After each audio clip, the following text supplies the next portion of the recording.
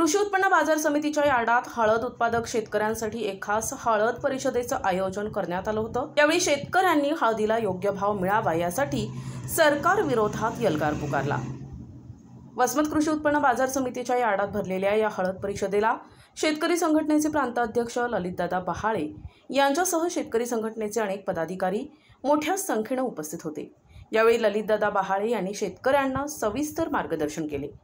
गेल्या काही वर्षांपासून हळदीचे भाव स्थिर नसल्याने शेतकरी आर्थिक अडचणीत सापडलाय।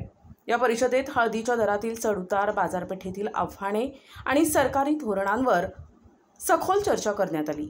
शेतकऱ्यांना त्यांच्या हक्काच्या भावासाठी एकजुटीने लढण्याचं आवाहन यावेळी करण्यात आले। या परिषदेतून शेतकऱ्यांनी हळदीच्या भावावर नियंत्रण ठेवणाऱ्या दलाल आणि बाजार समितीच्या धोरणांवर तीव्र नाराजी व्यक्त केली। यापुढे जर योग्य भाव मिळाला नाही तर आंदोलन करण्याचा इशाराही यावेळी देण्यात आलाय।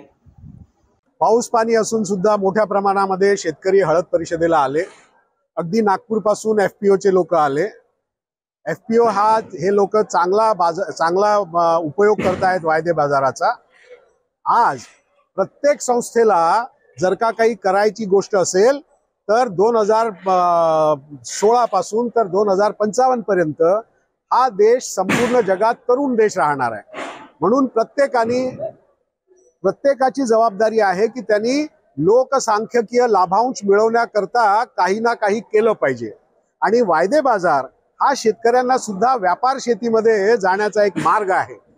जे शरद जोशींनी चतुरंग शेतीची कल्पना दिली होती ना, त्या कल्पनेमध्ये वायदे बाजाराची आवश्यकता अशी आहे की माझघर शेती न करता सुद्धा किंवा प्रायमरी प्रोसेसिंग केल्यानंतर सुद्धा सरळ शेतकरी हा बाजार शेतीकडे जाऊ शकतो आणि स्वतःचं जे काही उत्पादन आहे त्याला भांडवल म्हणून वापरून पुढचा तो व्यापार करायला मोकळा होतो। इतकं मोठं काम या वायदे बाजाराचं आहे।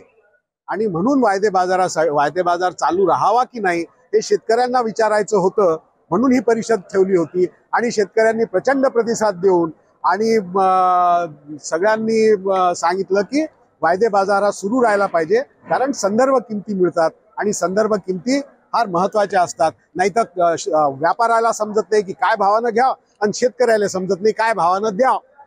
अशी जी काही मनस्थिती होते त्याच्यासाठी स्पॉट मार्केट म्हणजे एपीएमसीचं मार्केटही चालू पाहिजे आणि वायदे बाजारही सुरू राहिलं पाहिजे, म्हणजे पर्याय शेतकऱ्यांना मिळतो। हा पर्यायाचा वापर चांगल्या पद्धतीने तो प्राइस डिस्कव्हरीसाठी करू शकतो। या परिषदेमध्ये आणखी कोणते मुद्दे मांडण्यात आले? भरपूर आता काही दोष एपीएमसी मध्ये आहेत, म्हणजे बरेच आहेत। तसेच काही दोष वायदे बाजारामध्ये आहेत। तर ते सेबी त्याच्यासाठी ठेवलाय ना की हे दोष कमी करत जावे। हा मार्ग आहे। एकदम निर्दोष अशी व्यवस्था कोणतीच असू शकत नाही। माणूस नेहमी एका दोषास्पद परिस्थितीतून दुसऱ्या दोषास्पद परिस्थितीमध्ये जात असतो। हे शरद जोशीचं मोठं प्रसिद्ध वाक्य आहे। हो, 2 ठराव आम्ही घेतलेले आहेत। आजच्या परिषदेमध्ये 2 ठराव घेतलेले आहेत। पहिला ठराव आहे की एनसीडीएक्सनी त्यांचं वेअर हाऊसिंग व्यवस्थित करावं, म्हणजे वेअर हाऊसिंग मध्ये जे काही त्रुटी असतील ते व्यवस्थित कराव्या। आणि दुसरं सरकारने आणि सेबीनी हळदीला वायदे बाजारातून वगळू नये।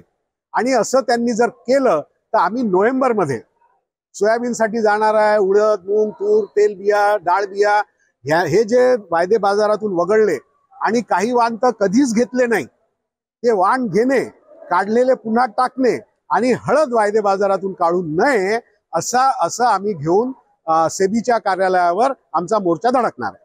शेतकऱ्यांसाठी एक मोठं आव्हान काय असणार आहे? साठी एकच आव्हान आहे की त्यांना वायदे बाजार समजून घेऊन त्याच्यामध्ये शिरणे, म्हणजे वायदे बाजाराचा उपयोग करायचा शिकणे, हा शेतकऱ्यांसाठी एक मोठा इश्यू आहे।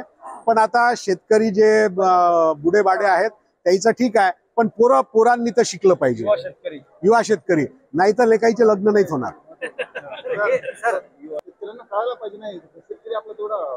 की शेतकऱ्यांनी जसं आपण मोबाईल आपल्याला कळत नव्हता, इलेक्ट्रॉनिक्सचं शेतकऱ्याला काही ज्ञान नसते, पण हळूहळू सगळ्या शेतकऱ्यांना मोबाईल वापरता आला आहे की नाही। आणि आता तर अँड्रॉइड आहे, अँड्रॉइडच्याही वर आहे।